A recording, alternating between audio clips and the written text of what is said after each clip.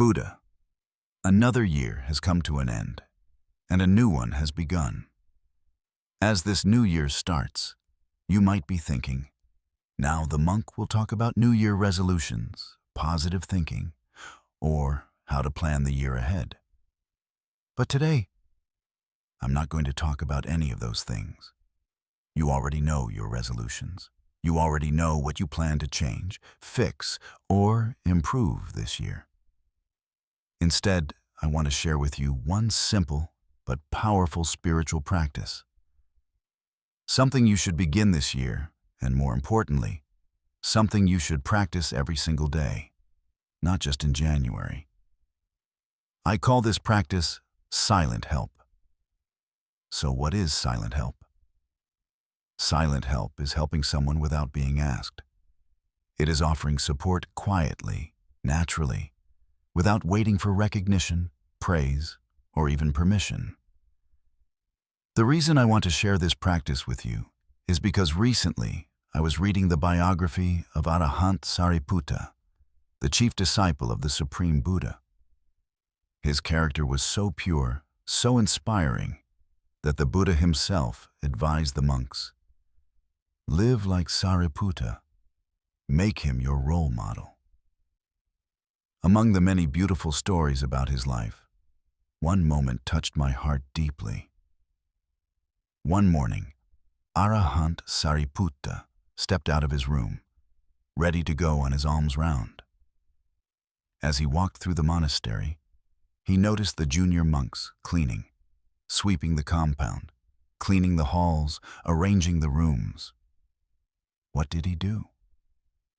He quietly placed his alms bowl aside, picked up a broom, and joined them. He swept alongside them, just like one of them.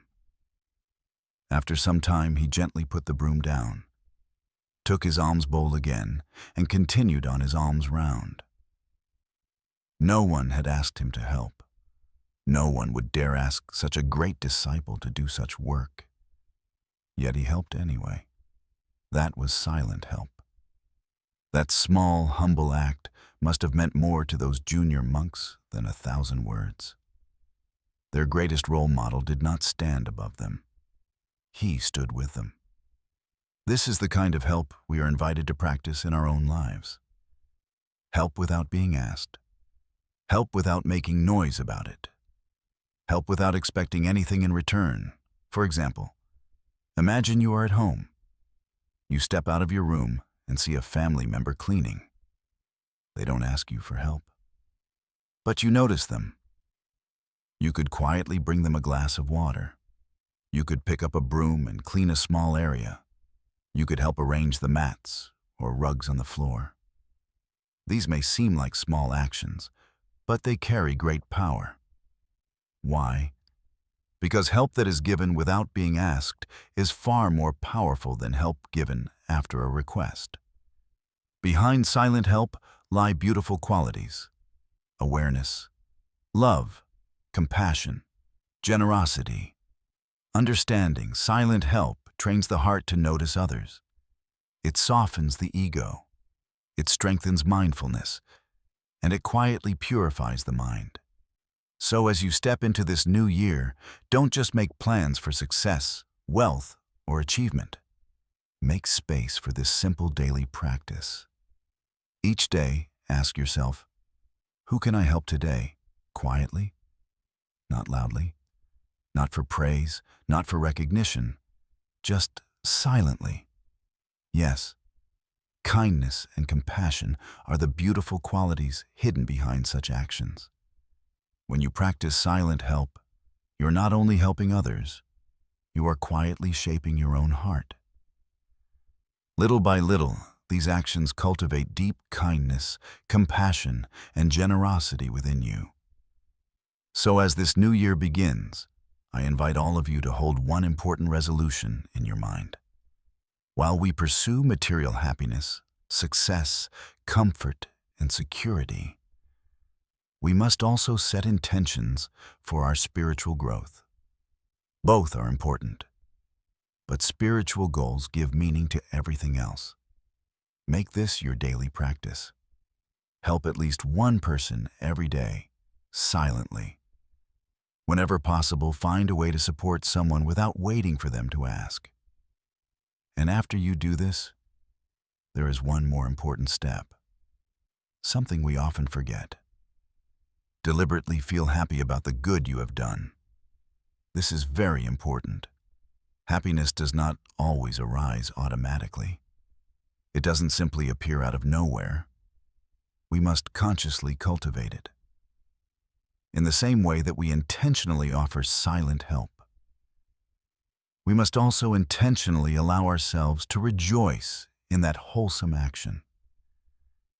This joy strengthens the mind. It reinforces goodness. It nourishes the heart. Silent help, followed by mindful joy, this itself is a complete spiritual practice. You might think, this is such a small thing. But no, it is not small at all. And you may wonder, is this really spirituality?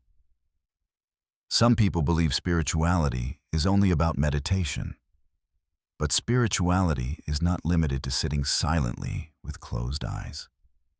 Spirituality is also about giving. It is about offering your time, your energy, and your care for the benefit of others. True spirituality is lived, not only practiced on a cushion, but expressed through compassion in daily life.